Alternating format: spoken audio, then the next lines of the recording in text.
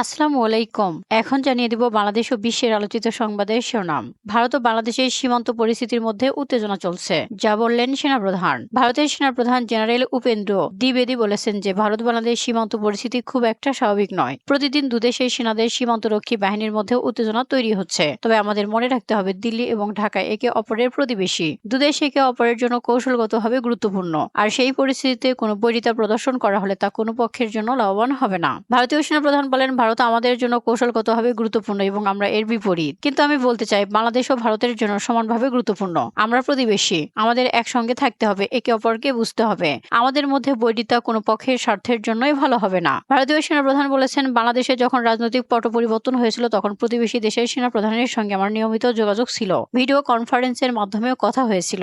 বাংলাদেশের ক্ষমতার পট পরিবর্তন হলেও আমাদের দুদেশের সেনাদের মধ্যে সমন্বয় ছিল এবং তা এখনো রয়েছে। এদিকে 3 দফা দাবিতে সচিবালয়ের সামনের সড়ক অবরোধ করেছে জগন্নাথের শিক্ষার্থীরা। ফিলিস্তিনের অবরুদ্ধ গাজা উপত্যকায় চলমান সংঘাত নিরসনে যুদ্ধবিরতি ও জিম্মি মুক্তির আলোচনায় অংশ নেওয়ার জন্য ইসরায়েলের প্রধানমন্ত্রী বেনিয়ামিন নেতানিয়াহু দেশটির উচ্চ পর্যায়ের প্রতিনিধি দলকে কাতারে পাঠিয়েছেন। রহস্য নিয়ে হাজির চীনের 6ষ্ঠ প্রজন্মের ভয়ঙ্কর যুদ্ধবিমান। বিশ্বে প্রায় সব স্টিলথ ফাইটার জেটের একক ইঞ্জিনের হয়, কিন্তু ফাইটার জেট অবশ্য 2 ইঞ্জিনেরও রয়েছে। চীন তার নতুন 6ষ্ঠ প্রজন্মের স্টেলথ ফাইটার জেটে 3টি ইঞ্জিন ব্যবহার করেছে, নিয়ে রহস্য দানা বাঁধছে। বিশ্বের আর কোনো দেশ ফাইটার জেটের এমন নকশা করেনি, তাহলে চীনের নতুন ফাইটার জেটের এমন নকশার পেছনে আসলে রহস্য কি?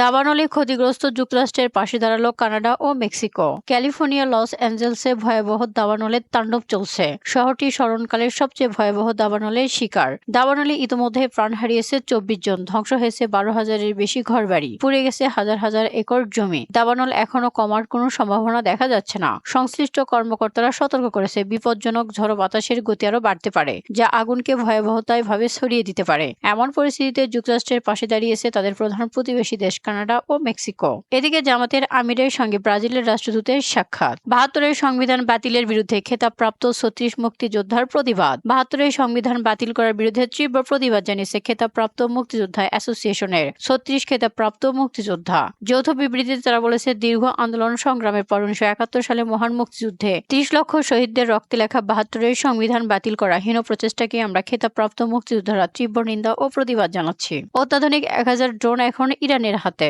ইরানের সেনাবাহিনী শক্তিশালী ও উচ্চ প্রশিক্ষিত ইসলামী বিপ্লবী রক্ষা বাহিনী 1000 নতুন ও অত্যাধুনিক ড্রোন হাতে পেয়েছে। তাসনিম নিউজের বরাতে জেরুজালেম পোস্ট বলছে, ড্রোনগুলো ইরান মূলত চিরশত্রু ইসরায়েল ও ডোনাল্ড ট্রাম্পের নেতৃত্বাধীন নতুন মার্কিন প্রশাসনের উপর চাপ সৃষ্টি করার জন্যই তৈরি করেছে। এই ড্রোনগুলোতে রয়েছে বেশ কয়েকটি অত্যাধুনিক ফিচার, শত্রুপক্ষের প্রতিরক্ষা ব্যবস্থাকে অকার্যকর করতে সক্ষম। নেতানিয়াহুর সঙ্গে ফোন আলাপে বিদায়ের আগে গাজায় যুদ্ধবিরতি দেখতে চায় বাইডেন। বিদায়ী মার্কিন প্রেসিডেন্ট জো বাইডেন ফিলিস্তিনের অবরুদ্ধ গাজা উপত্যকায় যুদ্ধবিরতি ও জিম্মি মুক্তি দ্রুত চুক্তি কার্যকরের আহ্বান জানিয়েছে। ইসরায়েল প্রধানমন্ত্রী বেনিয়ামিন নেতানিয়াহুর সঙ্গে ফোন আলাপে এই আহ্বান জানিয়েছে বাইডেন। বাইডেনের কার্যালয় থেকে বলা হয়, তিনি গাজায় যুদ্ধবিরতির প্রয়োজনীয়তা, চুক্তির আওতায় জিম্মিদের মুক্তি ও মানবিক সহায়তা বাড়ানোর উপর জোর দিয়েছেন। যুদ্ধবিরতি হলে মানবিক সহায়তা সহজে পাঠানো সম্ভব হবে বলে উল্লেখ করেছে জো বাইডেন।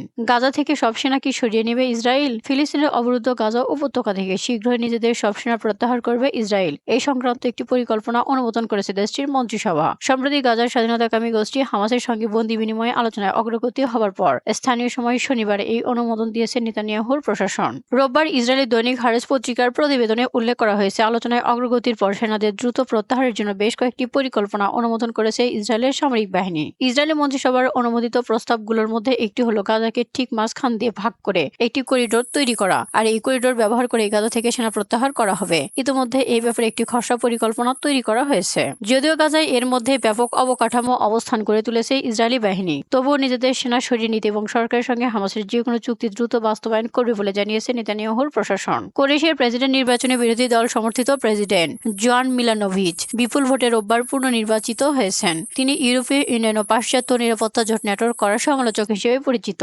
এদিকে অতীতের সব রেকর্ড ভেঙে আবারও তলানিতে ভারতীয় রুপি। অতীতের সমস্ত রেকর্ড ভেঙে আবারও তলানিতে গিয়ে ঠেকেছে ভারতীয় রুপির দাম। সপ্তাহের প্রথম দিনে 0.4% পতনের সঙ্গে সঙ্গে ডলারের তুলনায় রুপির দাম দাঁড়িয়েছে 86.39 টাকা। একে অর্থনীতির জন্য বিরাট ধাক্কা বলে মনে করছে দেশটির অর্থনীতিবিদরা। এদিকে গ্রিনল্যান্ড নিতে চান ট্রাম্প। 4 উপায়ে হতে পারে এর সমাপ্তি। পুনর্নির্বাচিত ডোনাল্ড ট্রাম্প গ্রিনল্যান্ডের নিয়ন্ত্রণ নেওয়ার বিষয়ে সম্প্রতি আবারও নতুন করে আগ্রহ প্রকাশ করেছে। বিশ্বের সবচেয়ে বৃহত্তম এই দ্বীপটি আর্কটিক ও উত্তর মহাসাগরে অবস্থিত। ডেনমার্কের একটি স্বায়ত্তশাসিত অঞ্চল এই গ্রিনল্যান্ড। প্রেসিডেন্ট হিসেবে তার প্রথম মেয়াদে 2019 সালে ট্রাম্প প্রথম গ্রিনল্যান্ড কেনার বিষয়ে আগ্রহ দেখিয়েছিল। ইসলাম বিরোধী মন্তব্যের জন্য কট্টর বৌদ্ধ ভিক্ষু গ্যালা গোদাত্তে জ্ঞানাসারাকে কারাদণ্ড দিয়েছে শ্রীলঙ্কার একটি আদালত। ইসলাম অবমাননা ও ধর্মীয় ঘৃণাকে উস্কে দেওয়ার অভিযোগে তাকে 9 মাসের কারাদণ্ড দেওয়া হয়েছে। সিরিয়া নিয়ে আলোচনায় ইউরোপ, আমেরিকা ও মধ্যপ্রাচ্যের শীর্ষ কূটনীতিকরা এখন সৌদি আরবে। সিরিয়ার ভবিষ্যৎ নিয়ে আলোচনা করার জন্য সৌদি আরবে মিলিত হয়েছে পশ্চিমা ও মধ্যপ্রাচ্যের বিভিন্ন রাষ্ট্রের শীর্ষ কূটনীতিকরা। সৌদি রাষ্ট্রীয় বার্তা সংস্থা জানিয়েছে, সিরিয়ার নতুন পররাষ্ট্রমন্ত্রী আসাদ হাসান ও সাইবানি শনিবার সন্ধ্যায় রিয়াদে এসে পৌঁছেছেন। এ সময় সৌদি আরব, মিশর, সংযুক্ত আরব আমিরাত, কাতার, বাহরাইন, ইরাক, জর্ডান, লেবানন, তুরস্কের পররাষ্ট্রমন্ত্রীরাও উপস্থিত ছিলেন। তারা বৈঠকে আঞ্চলিক অবস্থান তুলে ধরবেন। এদিকে অবিভক্ত ভারত, পাকিস্তান ও বাংলাদেশকে আমন্ত্রণ জানিয়েছে নয়াদিল্লি। ভারতের মেটিওরোলজিক্যাল ডিপার্টমেন্টের 150 বছর পূর্তি উদযাপন হতে যাচ্ছে খুব শীঘ্রই। আর এই উপলক্ষে অবিভক্ত ভারত শীর্ষক এক সেমিনারে পাকিস্তান ও বাংলাদেশকে আমন্ত্রণ জানিয়েছে নয়াদিল্লি। ইতিমধ্যে এর জবাব দিয়েছে পাকিস্তান। ইসলামাবাদ বলছে তারা আসছে, তবে বাংলাদেশ এখন পর্যন্ত এ বিষয়ে কিছু জানায়নি। বাংলাদেশি শ্রমিকদের জন্য মালয়েশিয়ায় মাল্টিপল এন্ট্রি ভিসা প্রদানের আহ্বান জানিয়েছেন প্রধান উপদেষ্টা ডক্টর মোহাম্মদ ইউনূস। সীমান্তে উত্তেজনার জন্য নয়াদিল্লিতে বাংলাদেশের রাষ্ট্রদূতকে পাল্টা তলব। সীমান্ত ইস্যুতে নয়াদিল্লিতে নিযুক্ত বাংলাদেশের ভারপ্রাপ্ত হাই কমিশনার নুরুল ইসলামকে তলব করেছে ভারত। বাংলাদেশ-ভারত সীমান্তে ভারতীয় সীমান্তরক্ষী বাহিনীর সাম্প্রতিক কর্মকাণ্ড নিয়ে রোববার পররাষ্ট্র মন্ত্রণালয় ভারতীয় হাই কমিশনার প্রণয় ভার্মাকে তলব করে গভীর উদ্বেগ জানিয়েছে বাংলাদেশ। পররাষ্ট্র সচিব জসিমউদ্দিন অভিন্ন সীমান্তে উত্তেজনা বৃদ্ধি করতে পারে এমন যে কোনো উস্কানিমূলক কর্মকাণ্ড থেকে বিরত থাকতে ভারত সরকারের প্রতি আহ্বান জানিয়েছেন। তিনি বলেন, নিরাপত্তার জন্য সীমান্তে কাঁটাতারের বেড়া দেওয়ার বিষয়ে আমাদের সমঝোতা হয়েছে। আধা ঘন্টার বেশি সময় বৈঠক শেষে ভারতীয় হাই কমিশনার সাংবাদিকদের বলেন, আমাদের দুটি সীমান্তরক্ষী বাহিনী বিএসএফ ও বিজিপি এ বিষয়ে যোগাযোগ করছে। সীমান্তে অপরাধ দমনের দুই সীমান্তরক্ষী বাহিনীর যে সমঝোতা গড়ে তুলেছে তার সমবায় পদ্ধতিতে বাস্তবায়িত হবে বলে আশা প্রকাশ করেছে প্রণয় ভার্মা। এদিকে যুদ্ধবিরতি লঙ্ঘন করে লেবাননে ভয়াবহ হামলা চালিয়েছে ইসরায়েল।